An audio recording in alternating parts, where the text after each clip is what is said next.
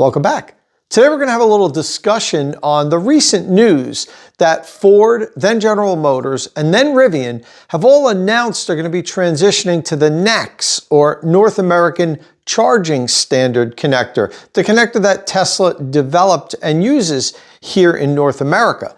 Last week, a friend of mine, the host and creator of the YouTube channel E for Electric, Alex Guberman, called me up and basically said, look, I don't get this. This is terrible for everyone involved. It's bad for Tesla because they're losing the advantage that they have over everyone else. The fact that they have this incredible high-speed DC fast charging network, the supercharger network, and it's bad for all these other companies because they're basically admitting defeat.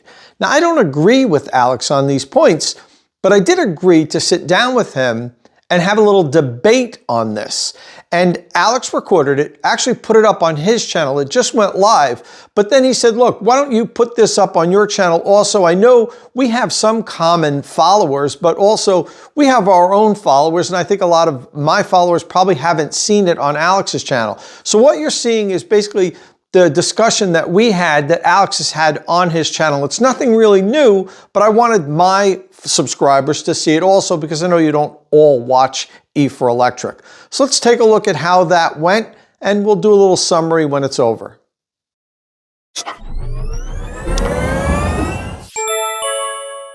The biggest news of the year so far for Tesla may just be its worst. It's just no one knows it yet.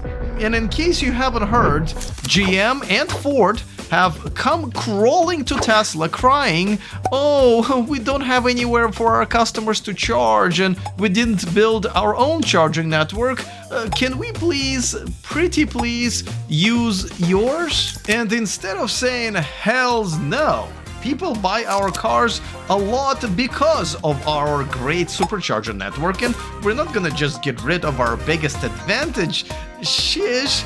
Instead of saying that, they said, yeah, why not? You can use it, and you know what? You can even start selling your own cars with our charging port.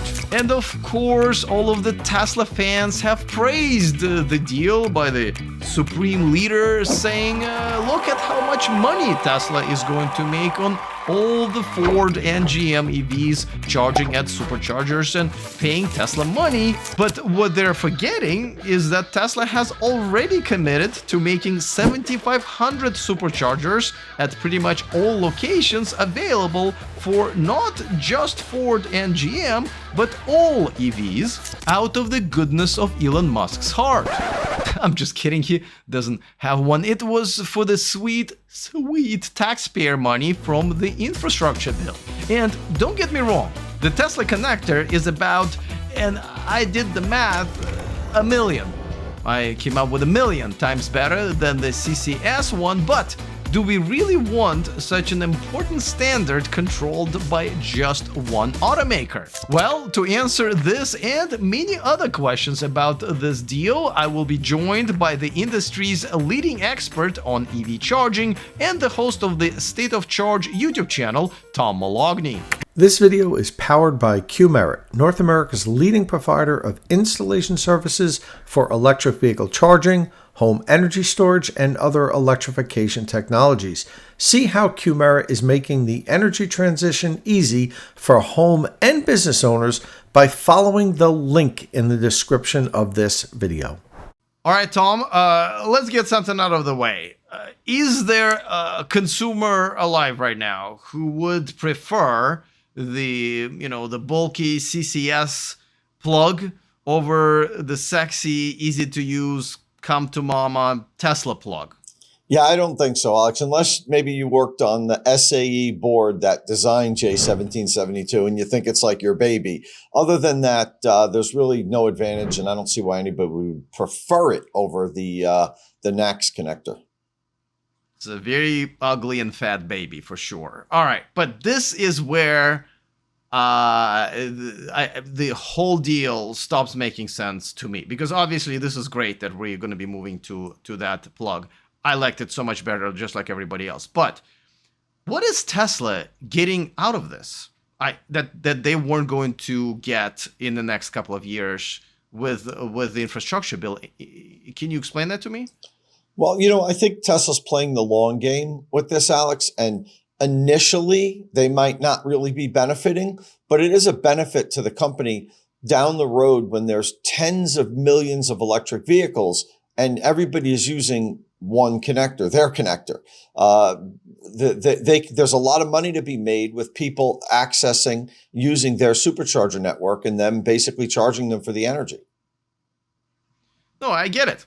But they're going to achieve that, and they can achieve it at any time. They've already started converting their or adding the magic dog, as it's called, where people of Ford, GM, and any other EV can charge at the supercharger. Why make a deal with these two manufacturers?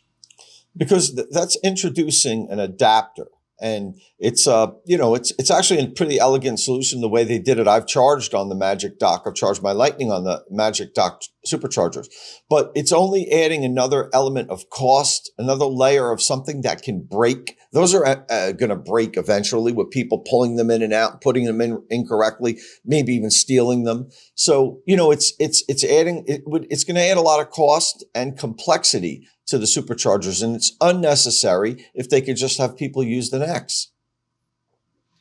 All right, but there is no, at least in the next couple of years, it's just no benefit for Tesla besides getting more people to their with the Magic Docks. It's just a cosmetic improvement. Right. Well, we don't know really what's going on behind the scenes. The fact that the other major OEMs in North America are switching over to the NACS connector might mean that it opens up even more federal funding with the NEVI funds for Tesla. We don't, this is so early, we don't really know exactly how it's going to play out, Alex, but it is a very good long-term move for the company. And look what happened to their stock. So it has paid some immediate dividends. Listen, stock, this is why I don't talk about stock on this channel. Stock never makes sense to me in generally, but it has nothing to do with consumers. I don't care about Tesla investors. What I care about is, EV consumers. Mm-hmm. And, this is good for the EV consumers as we agreed in the beginning. But, is this good for Tesla drivers? Because, we've talked about it a while back when Tesla was committed to retrofitting, up to 7,500 or making the 7,500 charging stations where you can charge a car with CCS port, but that means that there will be more and more and more people using Tesla superchargers. And every time I talk to a Tesla, I don't even have to talk, they talk to me in the comment section, right? Their point is like, I chose Tesla because, and number one reason, almost every time is not the car itself, but the supercharger network. Now they are going to lose that advantage. So, and anybody can buy any car, any electric car, and use the supercharger network. So, is this going to damper the experience for Tesla, the current Tesla driver and future Tesla drivers? Yeah, I mean, I don't see how it's good for Tesla drivers. The only way you could say is, as I said earlier, long game, like it's going to be more revenue for Tesla, and down the road, the more profitable the company is, maybe they can sell vehicles at a lower cost, or maybe they can just continue to install more supercharger locations at a breakneck speed like they've been, and have more sites that will help ease the overcrowding that could happen once everybody can use the stations. But no, a clean and simple answer is, I don't think it's good for Tesla owners. I don't think it's terrible for them, but it's definitely not a good move for them. All right. Well, that's I guess where I always have a problem. When something is bad for Tesla owners, even though a lot of them don't realize that, I have a problem with it. But all right. But isn't Tesla, how sweet is the money that Tesla is going to receive because of this? For them, because I'm sure they know, to remove the biggest advantage that their own drivers, their own customers brag about, which is the supercharger network. I mean, isn't this going to really drive some of the consumers to other brands where before that they didn't consider it, but now you can buy a Ford and GM or whatever and use the supercharger network? Yeah, well, for sure. I've even had, like you, I've had my followers tell me I really wanted to get the Mustang Mach-E, for instance, or Ioniq 5, but the public charging experience is so lacking that I ended up buying a Model Y because I know I could just get where I need to go. And now that those vehicles will have access eventually, through an adapter, at least the Ford will natively. It's going to make it a little bit more difficult to sell the Teslas. But evidently, Tesla feels like they can hold their own and their vehicles are good enough to compete, even if you remove that exclusivity that they had, which was the supercharger network. Tesla must feel like our vehicles can hold their own against the competition, even if the charging is all on a level playing field. Tesla can feel however they want to feel, but their customers feel like that's a big advantage. So, okay, we'll see. I think for the next few years, every EV that's made, except for the Honda E and the Mazda, whatever, it's going to be sold before it comes off the production line. But let me ask you this: do you think it's good that one brand, that hasn't been that, friendly to consumers sometimes, and to definitely their competition, not that they should be, control such an important part of EV ownership as the charging standard? Isn't that going to be a problem? Yeah, so that is a bit of a problem. We don't know exactly how all this is going to play out, Alex. I know I've said that before, but the truth of the matter is we don't.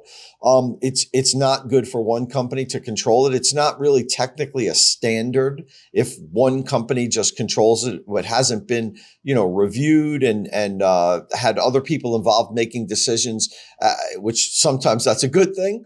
But moving forward, once all the manufacturers have adopted the NACS, and I believe they all are going to eventually, it would be really good to see some sort of a board where, it's everybody has some skin in the game, and it's not just Tesla controlling this. Now, I have faith that Ford and GM would not have negotiated with Tesla and accepted that connector and put it on their future vehicles if they weren't assured somehow, certainly, that Tesla wouldn't be a bad actor in this, get them to all switch over to NACS and then, put on some kind of crazy strict rules and change things that were advantageous for them.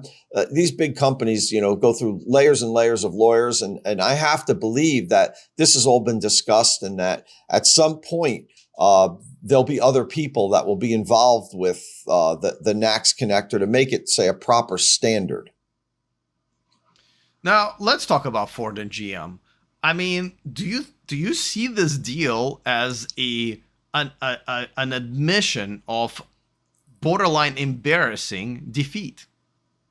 No, not at all. And it's a little perplexing to me when I see that, people commenting that. It's not like Ford and GM made CCS and said, this is what our connector is. This is what this is what we're going to use because we developed it. They didn't. That was what was available to them. When Ford and GM started making their electric vehicles, they couldn't use the Tesla connector. They weren't allowed to. So, wait a second. But you're pretending like they don't have any money, I mean, these companies have plenty of money. They definitely had more money that Tesla had when they started the supercharger network, right? Of course. Why couldn't have one? Each of them at least try to create one of their own, but really bond together and create a network for the CCS standard. I mean, they haven't even tried. So you mean accept the CCS standard, but then they create the network, build out the infrastructure? I wasn't sure what you were asking Tesla me. Did. Yeah, absolutely. Yeah. What Tesla did. I mean, I thought you meant make their own connector. I feel like it. Yeah, no, I feel like it's so easy for these companies to compete with Tesla because Tesla has pioneered pretty much everything, and all they have to do is copy them, and they can't even do that. They can't even copy someone else's homework. Well, I think what it comes down to is they don't want to. They don't want, and I've had conversations with so many different OEMs over the last 15 years that I've been doing this, Alex. And every single manufacturer comes back and says, look, we don't make gas stations. We don't sell gas. We're not in the business of selling fuel. We're in the business of making vehicles. Then the customers get the fuel somewhere else. And you can argue. Wait a second. Let me finish. You can argue that point and say it's a bad business decision now with electric vehicles because Tesla's proving that it seems like it's a good thing. But that's the answer. They don't want to get into the business of selling electricity. Volkswagen didn't want to do it either. They were forced to with the fines because of the Dieselgate. Well, it's not an answer. It's an excuse, because it is definitely possible. They had so much more money than them. And now they have to admit the defeat that, hey, listen, we couldn't make it work. We now have to go to our competitor, bow to them, and put essentially their, creation into our crappy cars. I don't mean crappy cars, but you know what I mean, into our crappy design that didn't hold up, and because we couldn't put together a charging network. But it's not their crappy design. No, because they didn't. Ford and GM didn't say, let's get together and make the CCS and J1772 connector. It's not like their thing failed. That was what the standard was, and that's why they put it on their vehicles. That's fine. It's definitely not like an admission, like we can't do anything. The way I see it, at least in my view, is they're saying, look, we're looking at the field of public charging, and Tesla has such a better charging experience. We want our customers to have a better charging experience, so we're going to adopt that connector. There's no admission or failure. That stuns me. That's such a weird logic. It's like Google and Android said, well, we couldn't figure something out. So instead of figuring it out, even though it was given to us, we decided to go to Apple and pay them money to. Well, how do you know they paid the money? We couldn't do it. How do you know they paid the money? Even not the paying the money. Listen, there's obviously, if you're going to be letting Tesla, using the Tesla's, another company's, doesn't matter, another company's technology, you bowing down to them. You're admitting the defeat that you guys couldn't figure it out. And but they weren't trying to figure it out. Here. They weren't trying to make it a better connector. They just want to make the cars. They just want the cars to charge somewhere in a good, easy for their customers. They're not trying to make connectors. But listen, the game has changed. The game has changed. Tesla has given them 10 years to say, listen, this is what we're doing. But every day you could see Tesla being more and more and more successful. Yeah. Like they beat them in so many different ways. I mean, I don't like to talk about stock, but their most valued manufacturer, right? Now the Model Y is the best-selling car in the world. Like, at what point do they go like, hey, what those guys are doing at Tesla, we should probably try to do something similar. And by the way, they have so much more power because they're all using CCS port. They can all create a subsidiary or whatever, a company that will kick Superchargers network ass if they wanted to. But the fact that they didn't, that is admitting defeat, if you ask me. So yeah, they could all, let's say all the automakers said, we're each going to put $1 billion in a pot and have $15 billion and just go out there and install CCS charging everywhere. They could do that. You're right. But that doesn't mean it's going to work better. The reason why they covet the Tesla connector and the Tesla charging experience, Alex, is because it just works better. It's a better standard. The CCS standard is not a tightly written standard that people interpret it different. I was just at the Charin organization interoperability conference and I learned so much there. Basically, what the engineers there told me was, because I asked them flat out, well, why do we have these problems? Why is there interoperability issues? How come the chargers don't work and everything? And they said, basically, the way the CCS standard is written, when we build our equipment, when we write the software, we can either follow the CCS standard or we could make the equipment work. We can't do both. What the hell is that? So basically, you've got all these companies operating and writing software that violates the standard, because the way the standard is written, it won't work properly. So why keep pouring money into this, Alex, when you can just say, look, instead of using that standard, there's another one over here that works. It works great. It's smaller, it's lighter, it's easier, it's more elegant for people to use, and it's proven that it works. Let's just use that one. I don't care who designed it. Okay. I mean, of course, you don't care. I don't care either. Yeah. I'm rooting for this, but I'm trying to figure out how these other companies allowed this to happen. And by the way, let's talk about those who actually did. It was their kind of a full-time job. You know, let's talk about Electrify America. Let's talk about EVgo.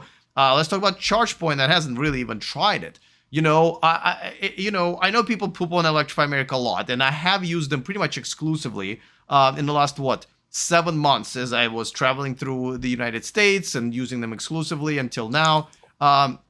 It worked. At the end of the day, it pretty much worked out every time, but they are a freaking mess. It astounds me how unorganized and bad they are at building, which I think is really not something that's very hard to build. They're not doing brain surgery. It's pushing freaking electricity into cars. And I get it. I know you're going to say, oh, there's a lot of cars and there's just one of us and there's all the vendors, but make it freaking work. Have a Zoom meeting. Have a Zoom meeting and make it work. The standard doesn't make sense. Update the standard. You know what I mean? There could be a second version of the standard. What happened to all of this? How is that even people whose full-time job was to make it work and they couldn't? Explain that to me. Because there's too many people involved. The reason why Tesla works so easy, Alex, is they controlled everything, the software, the hardware, the chargers, the cars. With CCS, what you have is 40 different manufacturers all writing their own proprietary software for the cars. And then you've got 40 different charging station companies writing their own proprietary software. Then you've got an overlay of the payment systems, the credit card readers. You've got the networks, Electrify America, EVgo, ChargePoint, with their own software for their apps. And all this software has to work and talk together. Come on. No, Alex, you can say come on all you want, but it's true. There's hundreds of people trying to get this to work. I've seen them doing their testing and everything. It's hard. I get it.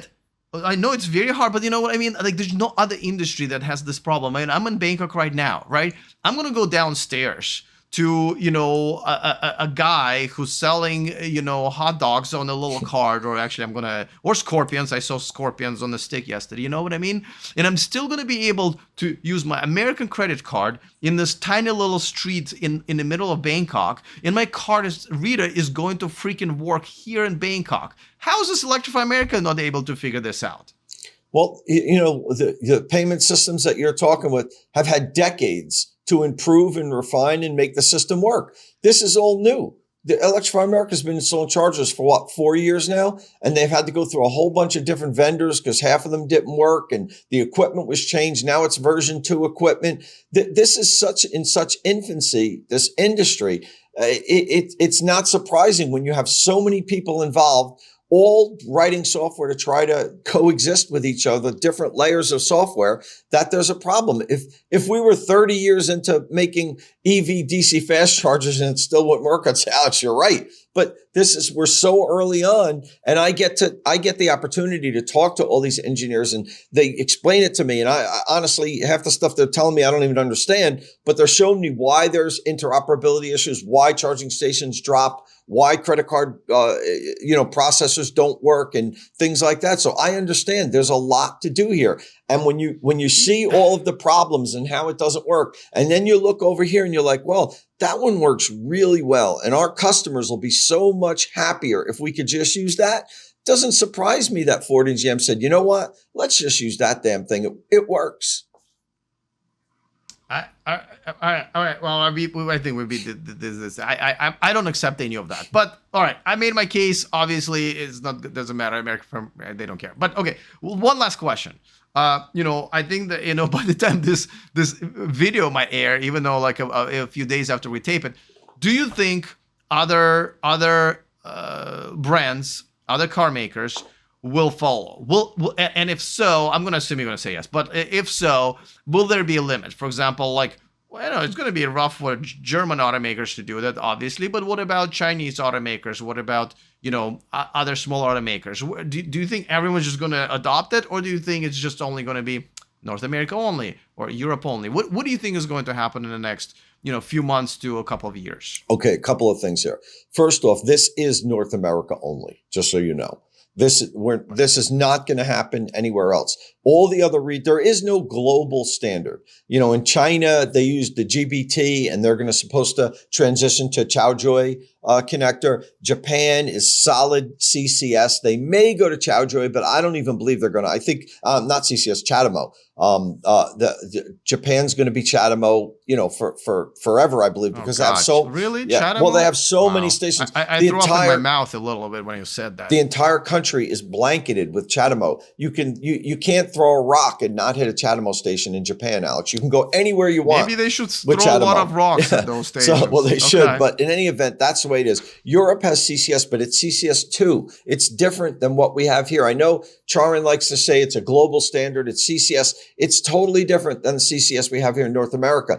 Our CCS is much worse than the CCS they have in Europe. And Tesla uses CCS2 in Europe because of the fact that the European Union mandated that it had to be used, that there had to be one standard. So they did that. And now everybody uses that. Here in North America, to get to your final question, yes, I believe that that's it. Once Ford and GM switched over, it is a fait accompli. NACS is going to be the North American standard. I don't know how long it's going to take the other OEMs to come out, but the dominoes are going to start falling now, Alex, one after another after another. Does that mean CCS is going away? No. CCS is going to be here for a while, kind of like CHAdeMO is still here, and there's just the Leaf uses CHAdeMO and there's still CHAdeMO stations everywhere. There's going to be legacy CCS stations all over the place. But I think by the middle of this decade, 2025, 2026, most of the EVs that the new EVs produced are going to have the NACS connector as their native connector. And that's what they're going to be using.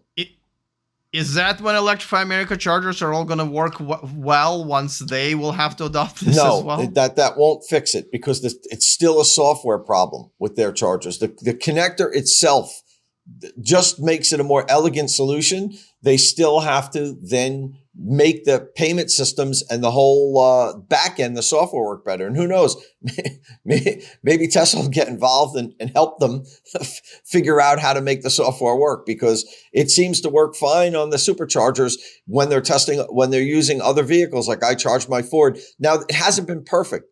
So I think some of the Kia and Hyundai group vehicles have had some interoperability issues on Tesla stations with the Magic Dock.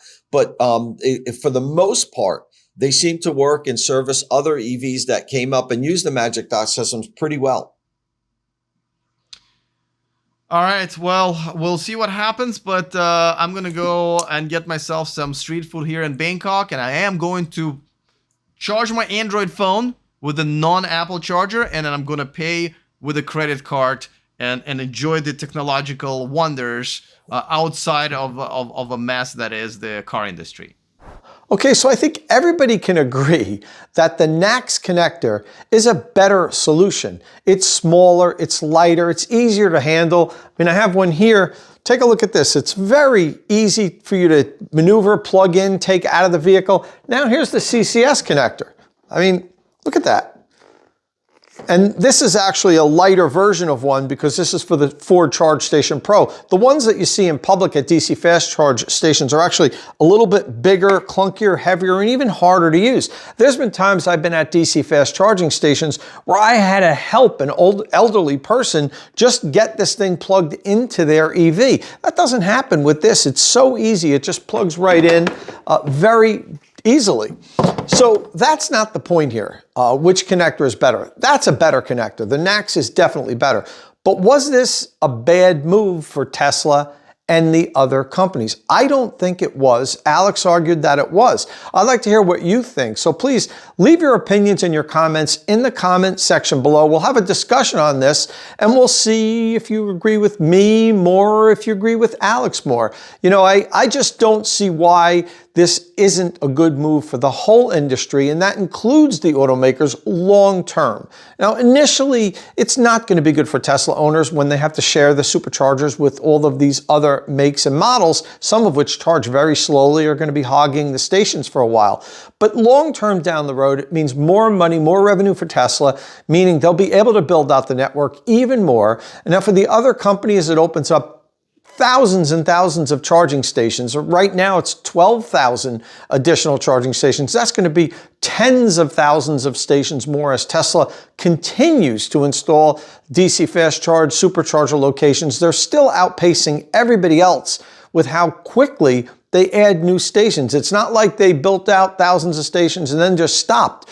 They just continue to add more and more and more at a pace faster than anybody else. So I'm all for everyone being able to charge at as many locations as possible. And hopefully at some point down the road, everything else will go away and we'll just have one connector charging all of the electric vehicles, all the different makes and models on AC as well as DC. You don't need two different connectors with NACS to charge at home as you do on the J1772 and CCS network. That one NACS connector does everything, AC and DC charging. So hopefully we'll transition to that and it'll just make electric vehicle charging easier, simpler for everybody, and that's really what we want. We want electric vehicle charging to be easy and simple, and that's the only way we're really going to proliferate electric vehicles and have mass adoption and everyone using them. If charging is hard, people are not going to want to transition. And I think transitioning to the NACS connector is really going to simplify things. Listen, as I said, leave your comments and questions in the comment section. We'll have a little debate on this. And if you haven't subscribed to my channel yet, please click that subscribe button so you don't miss any upcoming electric vehicle news and reviews. And as always, thanks for watching.